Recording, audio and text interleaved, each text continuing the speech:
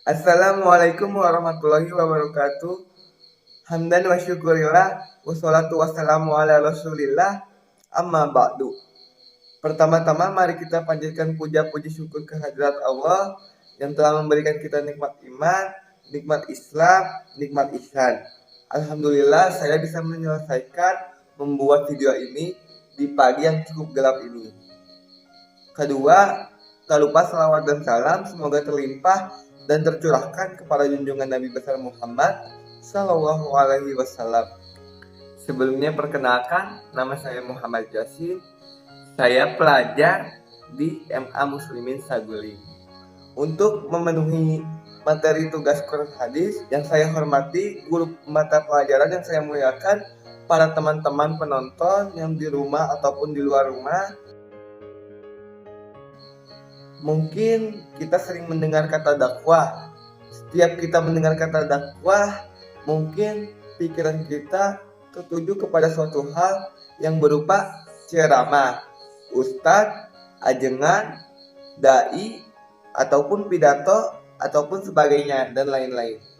Nah, di sini Al-Fakir akan menjelaskan seputar dakwah. Yang pertama, fenomena dakwah. Terkait dengan dakwah sebagai proses penyampaian ajaran Islam. Dalam hadis, Al-Bukhari mengajarkan 3 hal. Yang pertama, kesetaraan gender dalam dakwah. Yang kedua, kewajiban dakwah. Dan yang ketiga, pesan dakwah sesuai keadaan penerima dakwah. Dalam kehidupan di tengah masyarakat, seringkali dakwah diartikan sebagai seorang ulama yang menyampaikan pesannya di hadapan khalayak. Akhirnya dakwah dipahami sebagai tugas ulama saja. Bentuk dakwah pun hanya ceramah agama saja, dan mitra dakwah pun selalu terdiri banyak orang. Nah, sebenarnya dakwah itu bukan untuk ulama saja. Kita pun bisa berdakwah, karena dakwah isinya bukan hanya seputar ceramah agama saja. Dakwah bisa berupa suatu tindakan yang berupa contoh baik yang sering kita ajarkan kepada orang anak kecil ataupun teman. Itu pun bisa dibilang dakwah. Nah, di zaman modern ini dakwah semakin bergeser. Maksudnya dakwah tidak hanya bisa dilakukan oleh tatap muka saja, tapi dakwah sekarang bisa dilakukan dengan suara, dengan tulisan, dengan pesan, ataupun dengan video dan lain-lain. Nah, sebelum kita mengenal jauh tentang dakwah, kita harus kenali dulu apa itu dakwah. Ditinjau dari segi bahasa, dakwah itu berasal dari bahasa Arab. Dia mempunyai 3 huruf, yaitu dal, ain, dan waw, yang masing-masing memiliki arti menyeru, mengajak, minta tolong, dan lain-lain. Sedangkan pengertian dakwah secara khusus adalah mengajak manusia dengan cara bijaksana kepada jalan kebaikan sesuai dengan ajaran agama untuk kebahagiaan di dunia dan di akhirat. Banyak para ahli yang mendefinisikan dakwah menurut pandangan mereka masing-masing. Salah satunya adalah definisi dakwah menurut Abu Bakar Zakaria. Dakwah adalah usaha para ulama dan orang-orang yang memiliki pengetahuan agama Islam untuk memberikan pengajaran kepada khalayak umum sesuai dengan kemampuan yang dimiliki tentang hal-hal yang mereka butuhkan dalam urusan dunia dan keagamaan. Dan masih banyak lagi para ahli ulama yang mendefinisikan dakwah. Menurut para ahli tadi, menunjuk pada satu kegiatan yang bertujuan kepada perubahan positif dalam diri manusia. Perubahan positif ini diwujudkan dengan peningkatan iman. Mengingat sasaran dakwah adalah iman, karena tujuannya baik, maka kegiatannya juga harus baik. Ukuran baik dan buruk adalah syariat Islam yang termaktub dalam Al-Quran dan hadis.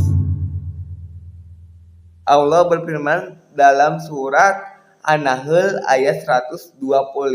A'udzu billahi minasyaitonir rajim.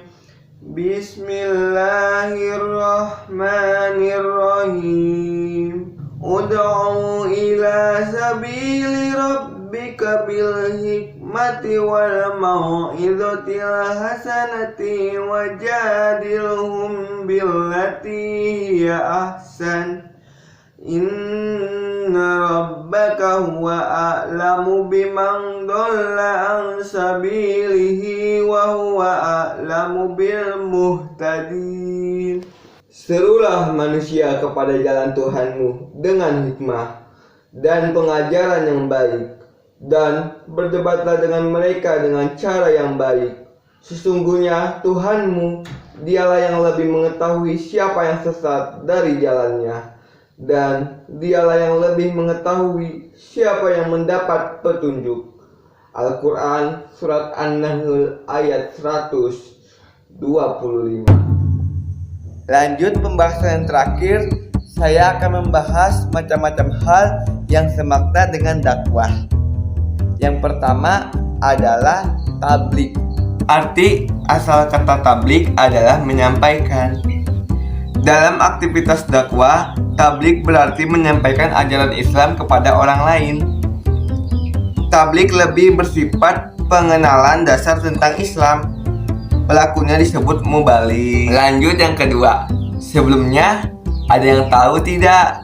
Nasi apa? Yang tidak pernah basi tetapi selalu diingat. Hayo, apa tebak? Jawabannya adalah nasihat. Nasihat lebih banyak bersifat kuratif dan korektif terhadap kondisi keagamaan seseorang atau masyarakat yang kurang baik.